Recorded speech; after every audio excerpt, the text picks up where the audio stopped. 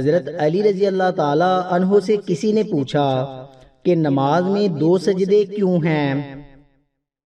آپ رضی اللہ تعالی عنہ نے ارشاد فرمایا، نمازی جب سجدہ اول کے لیے خاک پر پیشانی رکھتا ہے تو اس بات کی طرف اشارہ ہے کہ مٹی سے پیدا ہوا ہے، اور جب سر کو سجدے سے اٹھاتا ہے تو اس بات کی طرف اشارہ ہے کہ زمین سے آیا ہے۔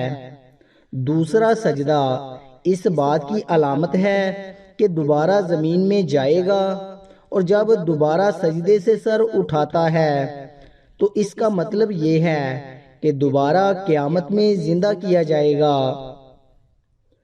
کسائی آواز لگا رہا تھا کہ تازہ گوشت ہے لے لو۔ وہاں سے حضرت علی رضی اللہ تعالی عنہ کا گزر ہوا تو اس نے حضرت علی رضی اللہ تعالی عنہ کو بھی کہا کہ اچھا گوشت ہے، آپ بھی لے جائیں۔ حضرت علی رضی اللہ تعالی عنہ نے کہا، آج میری جیب اجازت نہیں دیتی۔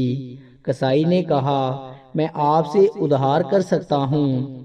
اس پر حضرت علی رضی اللہ تعالی عنہ نے ارشاد فرمایا، یہ ادھار میں اپنے پیٹ سے ہی کیوں نہ کر لوں، جس کو میں جنت میں اس سے بہتر غذا کھلا سکتا ہوں۔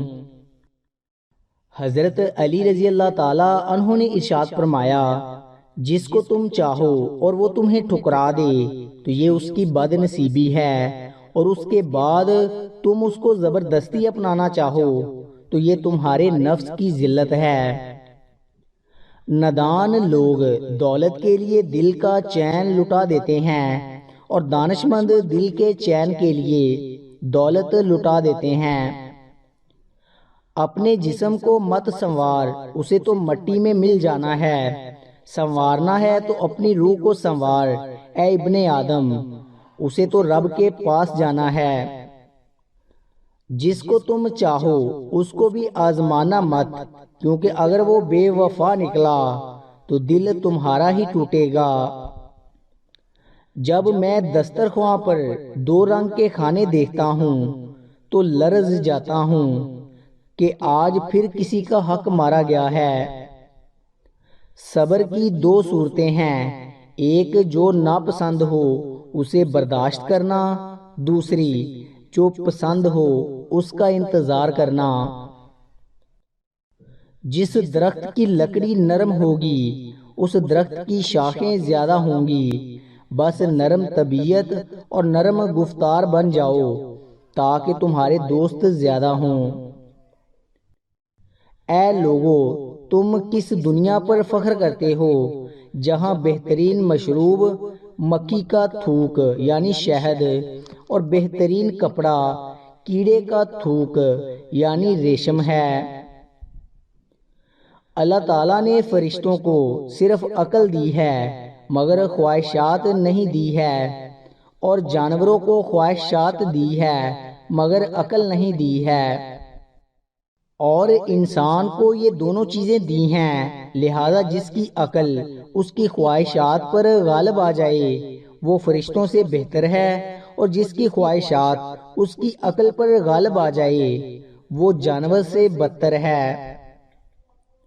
اپنی جوانی کے دھوکے میں نہ آنا، کیونکہ یہ ان قریب تجھ سے لے لی جائے گی۔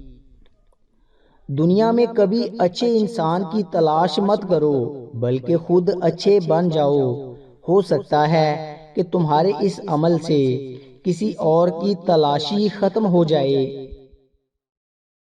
برائی کی مثال ایسے ہے جیسے پہاڑ سے نیچے اترنا، ایک قدم اٹھاؤ تو باقی اٹھتے چلے جاتے ہیں، اور اچھائی کی مثال ایسے ہے جیسے پہاڑ پر چڑھنا، ہر قدم بہت مشکل ہوتا ہے۔